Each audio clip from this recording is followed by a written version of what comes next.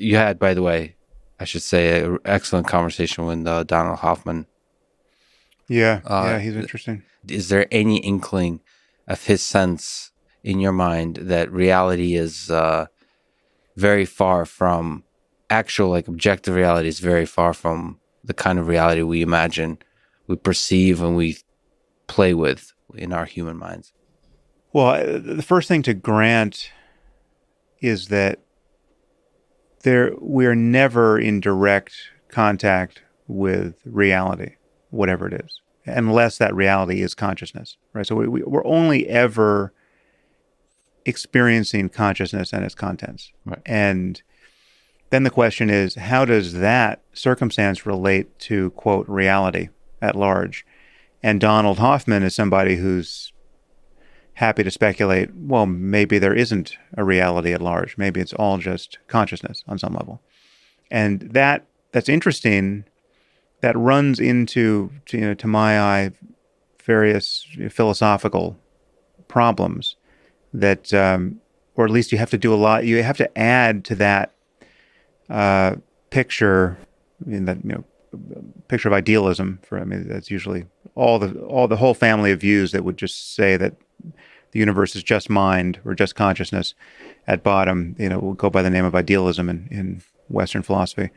Um, you have to add to that idealistic picture all kinds of epicycles and kind of weird coincidences, and to get the predictability of our experience and the success of materialist science to make sense in that context, right? And so the fact that what does it mean to say that there's only consciousness at bottom, right? Nothing outside of consciousness, because no one's ever experienced anything outside of consciousness. There's no scientist has ever done an experiment where they were contemplating data, no matter how far removed from our sense bases, whether it's they're looking at the Hubble deep field, or they're smashing atoms, or whatever tools they're using, they're still just experiencing consciousness and its various deliverances, and layering their concepts on top of that.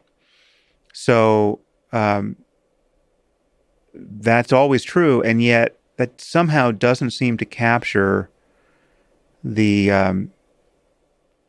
the character of our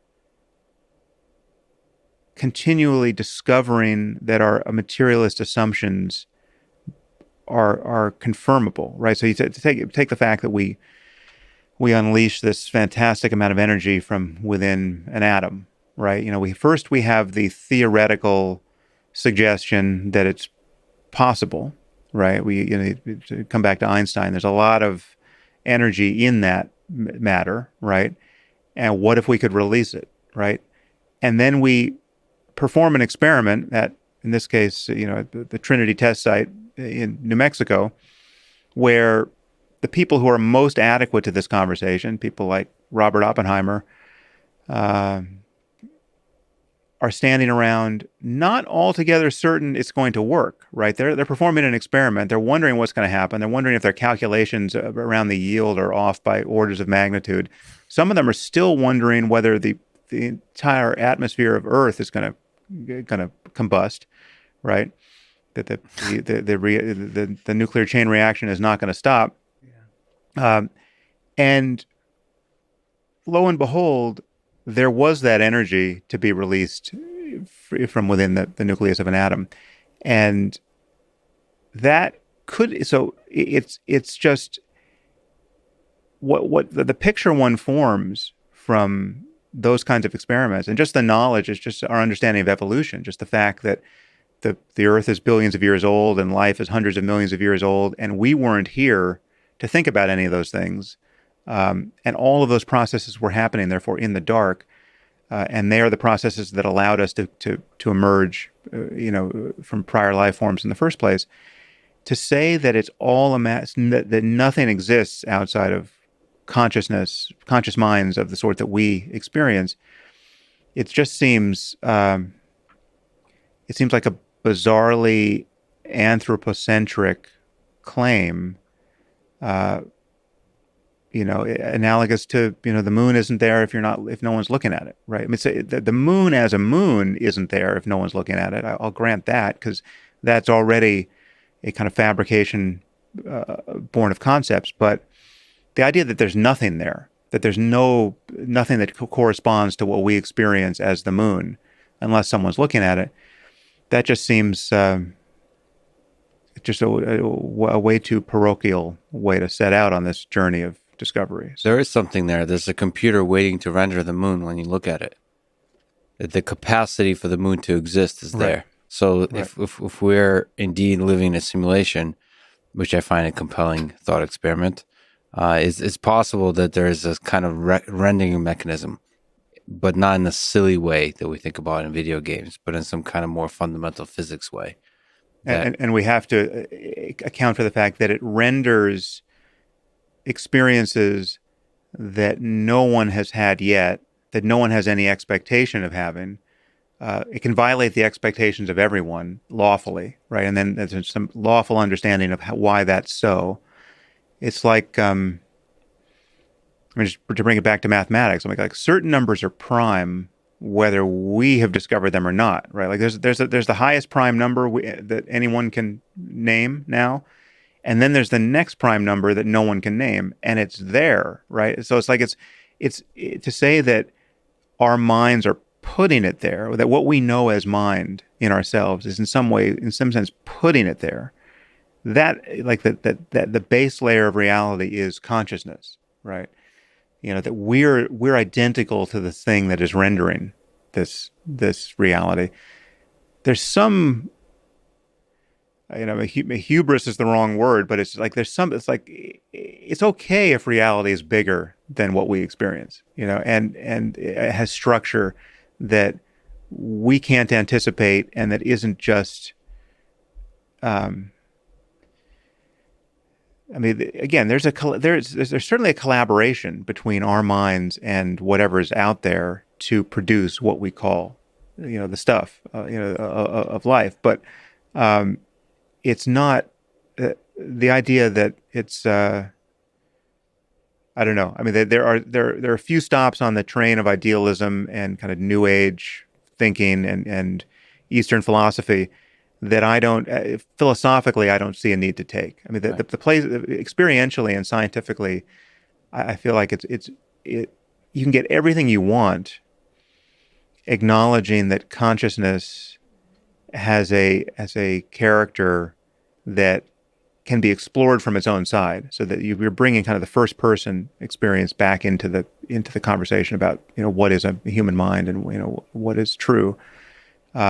And you can explore it with different degrees of rigor, and there are things to be discovered there, whether you're using a technique like meditation or psychedelics, and that these experiences have to be put in conversation with what we understand about ourselves from a third-person side, neuroscientifically or in any other way. But to me, the question is, what if reality? The sense I have from this kind of, you play shooters. No. There's a physics engine that's pretty. I have. You mean first-person shooter games? Yeah. Yes. Okay, yes. Yeah. Sorry. No, not often, but yes. I mean, there's a physics engine that generates consistent reality, right? My sense is the same could be true for our universe, in the following sense, that our conception of reality, as we understand it now in the 21st century, is a tiny subset of the full reality. It's not that the reality that we conceive of that's there, the moon being there, is not there somehow. It's that it's a tiny fraction of what's actually out there. And so the physics engine of the universe is just maintaining the useful physics, the useful reality, quote unquote, for us to have a consistent experience as human beings. But maybe we, descendants of apes, are really only understand like 0.0001% of actual physics of reality. Like this, we can even just start with the consciousness thing, but maybe our minds are we're just too dumb by design. Oh, yeah, I that truly resonates with me, and I'm surprised it doesn't resonate more with most scientists that I talk to. I mean, when you just look at you look at how close we are to chimps, right? And chimps don't know anything, right? Yeah. Clearly they have no idea what's going on, right? Yeah. And then you get us, but then it's only a subset of human beings that really understand much of what we're talking about on any, in any area of specialization. And if they all died in their sleep tonight, right, you'd be left with people who might take 1,000 years to rebuild the internet, or if ever, Yeah. right? I mean, literally, it's like and I would extend this to myself. I mean, there are areas of scientific specialization where I have either no discernible competence. I've spent no time on it. I have not acquired the tools. It would just be an article of faith for me to think that I could acquire the tools to actually make a breakthrough in those areas. And I mean, your own area is one. I mean, I've never spent any significant amount of time trying to be a programmer, but it's pretty obvious I'm not Alan Turing, right? It's like if that were my capacity, I would have discovered that in myself. I would have found programming irresistible. My first false starts in learning, I think it was C. It was just, I bounced off. It's like, this was not fun. I hate trying to figure out what the syntax error that's causing this thing not to compile was just a fucking awful experience. I hated it, right? I hated every minute of it. So it was not, so if it was just people like me left, like, when do we get the internet again, right? And we lose the internet. When do we get it again, right? When do we get anything like a proper science of information, right? You need a Claude Shannon or an Alan Turing to plant a flag in the ground right here and say, all right, can everyone see this? And even if you don't quite know what I'm up to, you all have to come over here to make some progress. And there are hundreds of topics where that's the case. So we barely have a purchase on making anything like discernible intellectual progress in any generation. And yeah, I'm just Max Tegmark makes this point. He's one of the few people who does in physics. If you just take the truth of evolution seriously, right, and realize that there's nothing about us that has evolved to understand reality perfectly. I mean, we're just not that kind of ape, right? There's been no evolutionary pressure along those lines. So we are making do with tools that were designed for fights with sticks and rocks, right? And it's amazing we can do as much as we can. I mean, we just, you and I are just sitting here on the back of having received an mRNA vaccine. Yes.